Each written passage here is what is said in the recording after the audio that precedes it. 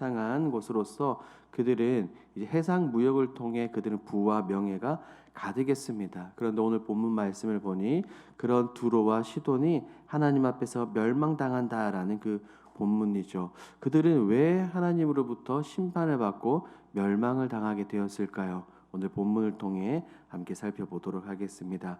내용 관찰 1번입니다. 이사야는 두로가 부요해질 수 있었던 원인을 무엇이라고 말합니까? 2절 말씀을 보니 앞서 말씀드린 것과 같이 그들은 해상 무역을 통해 막대한 이익을 벌어들인 것으로 보입니다. 당시 지중해를 끼고 있기 때문에 배들을 통한 무역이 굉장히 활발히 일어났죠. 무역 배를 통해서 물건을 팔기도 하고 물건을 사기도 했습니다.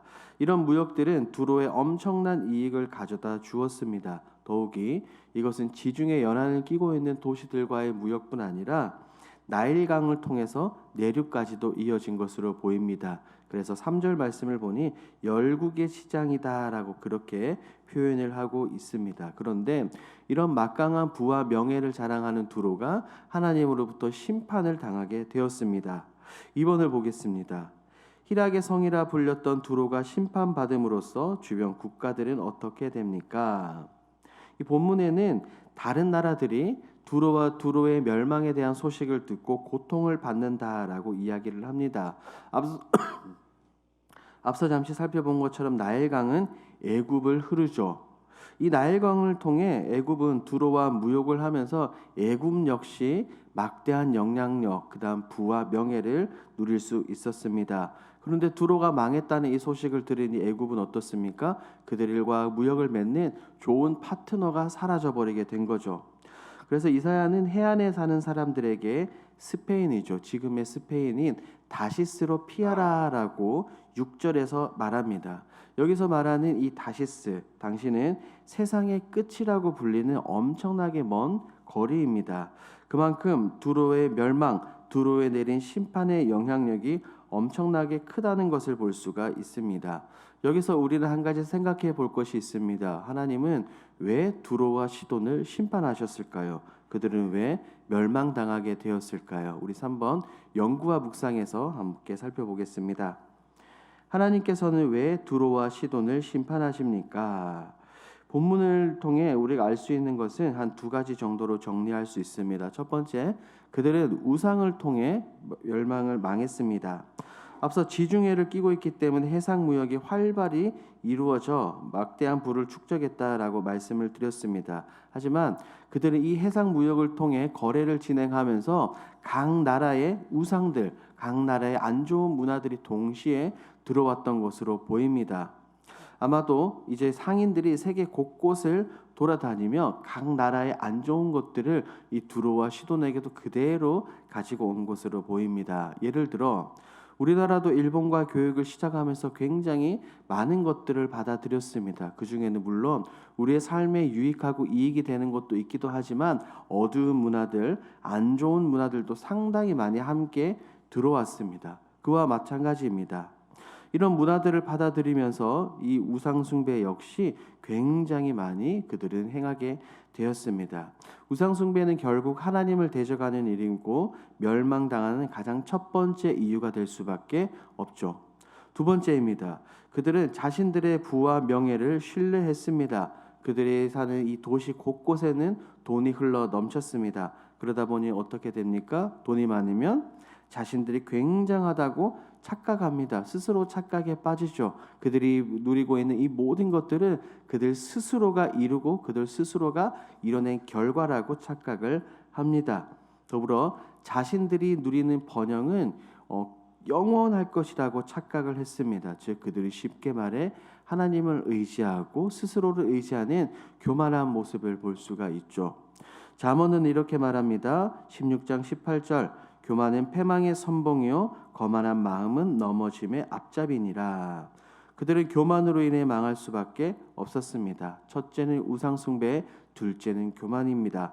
이런 그들의 모습을 보며 우리는 무엇을 느낄 수 있습니까? 4번 느낀 점으로 가보도록 하겠습니다. 해상 무역을 통해 영원히 번영하리라 자만했던 두로와 시돈의 심판 예언에서 무엇을 느낍니까? 저는 이 본문을 보면서 모든 것이 하나님께 달려 있다는 것을 기억해야 된다라고 생각했습니다. 나라와 사람, 도시의 흥망성쇠는 나에게 달린 것이 아니라 하나님께 달려 있는 줄 믿습니다. 그들은 이 해상 무역을 통해 막대한 부를 벌어들였지만 그들은 기억하지 못했습니다. 그들이 누리고 다니는 바다, 그들이 누리고 다니는 땅, 이 모든 것들을 통치하시는 하나님을 기억하지 못하고 우상을 섬겼죠.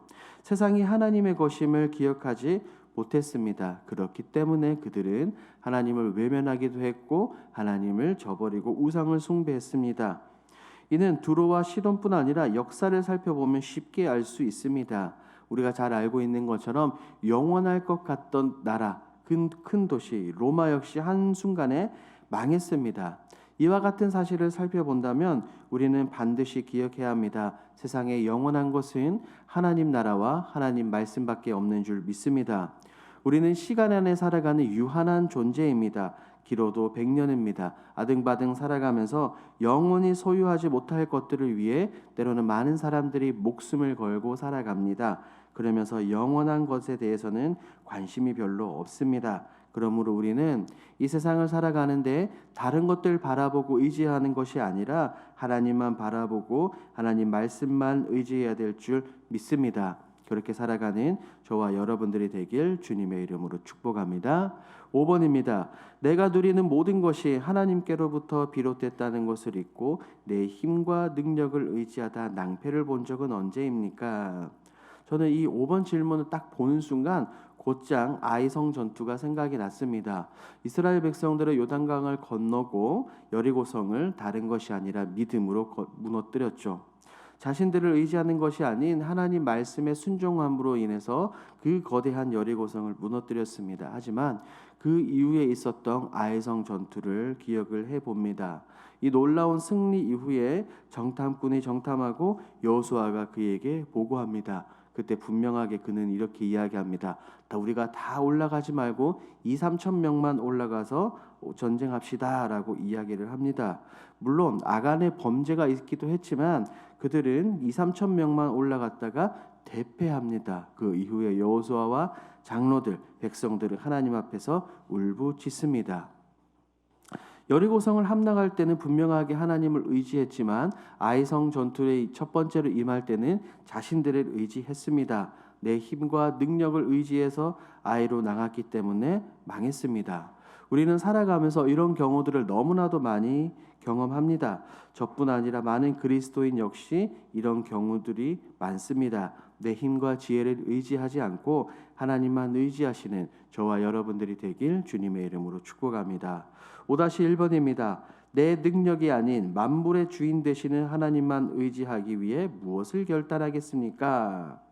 먼저는 진짜 보물 최고의 가치가 무엇인지 깨달아야 합니다. 어제 오후 예배 때도 말씀을 드렸지만 우리는 하나님을 바라보면서 하나님이 세상의 최고이며 최고의 보물이라는 것을 먼저 인식하고 있어야 합니다. 진짜 보물이신 하나님에 대한 분명한 확신과 신뢰, 다른 것이 아닌 하나님에 대한 믿음이 있어야 하나님을 의지할 수 있습니다.